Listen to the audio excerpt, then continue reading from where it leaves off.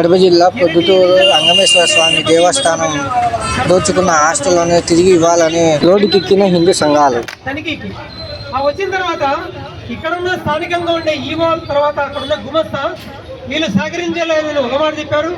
కొంతమంది 6 మంది వస్తే 3 వాళ్ళు రాలేదు తర్వాత మధ్యలో.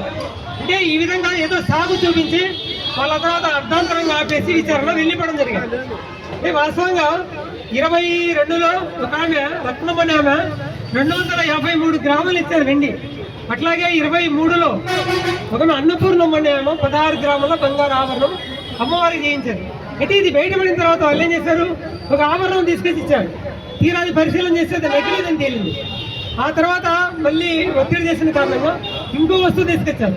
ఇప్పుడు సహజంగా ఇక్కడ పోలీసులు దొంగలు పెట్టుకుంటే వాడు తీసుకున్న వస్తువు తీసుకురాడు, ఒకసారి ఇంకోటి తీసుకొచ్చి వాళ్ళకి ఏదో హ్యాండ్ ఓవర్ చేస్తారు.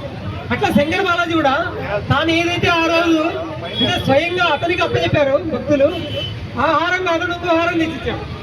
అంటే మీరు అర్థం చేసుకోండి, అంటే బజార్లో ఉండే దొంగలు ఎట్లయితే ఇళ్లలో దొంగతనాలు చేసి ఆభరణాలు పోలీస్ స్టేషన్లో ఎట్లయితే మార్చిస్తున్నారో అట్లాగే ఈ రోజు ఈ బోర్డు అంటే ఎవరైతే దేవాలయ ఆస్తులు కాపాడాలో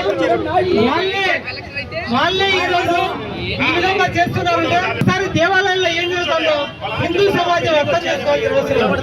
కాబట్టి ఈ అర్ధాంతరం ఏదైతే ఆగిపోయిందో దాని మీద మనం కూడా ఎంఆర్ఓ గారి ఆఫీస్కి వెళ్ళి స్వయంగా మనము ఒక మెమోరాండం ఇచ్చాం. మీరు కన్నా సకాలంలో విచారణ జరిపి ఈ ఏదైతే ఈ సొమ్ము నగలు కానీ డబ్బులు కానీ రికవరీ చేయనట్లయితే ఎవరైతే దోపిడీకి పాల్గొన్నారో వాళ్ళపైన చర్యలు తీసుకున్నట్లయితే తప్పనిసరిగా మేము రాబోయే రోజులు ఉద్యమం చేస్తామని చెప్పడం జరిగింది.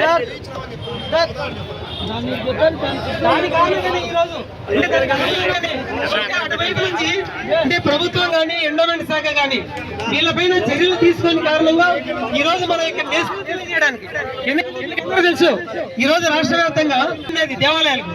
కానీ ఈ రోజు ఏమైంది, అందులో 1,00,000 ఎకరాలు మాయమైపోయినాయి. ఎవరు చేస్తున్నారు ఈ మాయము అంటే ఎండోమెంట్ శాఖ అధికారులు. అంటే ఎవరు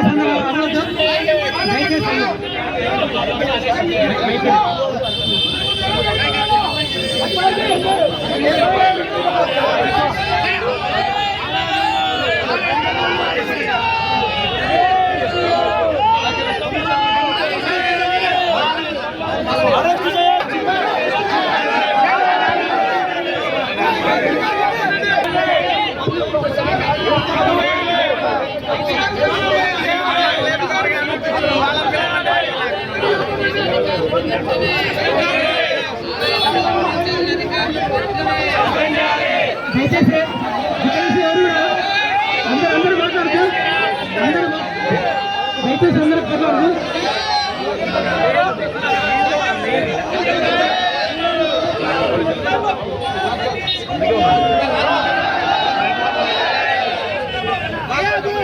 దయచేసి అందరూ మాట్లాడుతూ దయచేసి అందరూ ఎందుకంటే ఒకటి మనం ఈ నిరసన కార్యక్రమం ప్రజలు ఇబ్బంది పెట్టడానికి కానీ లేదంటే పోలీసుల యొక్క వాళ్ళ మాటను మనం వినడం లేదని చెప్పడం లేదు కదా.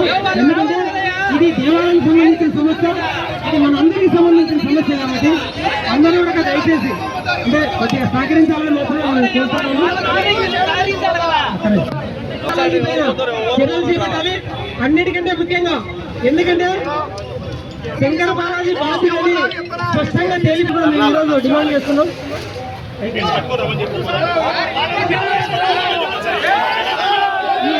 అదేవిధంగా ఏదైతే ఈ దోపిడీ జరిగిందో ఆ నగలు డబ్బులు అన్ని వరకు రికవరీ అన్ని చేసే వాళ్ళకి నమ్మని పంచాలి. ఇప్పుడు మనల్ని తీసుకుపోయేది వాళ్ళు అవినీతి చేసే వాళ్ళని తీసుకురాకపోయి అవినీతి చేసే వాళ్ళని తీసుకురాపోయి సార్ ఫస్ట్ అవినీతి చేసే వాళ్ళని తీసుకురాలి.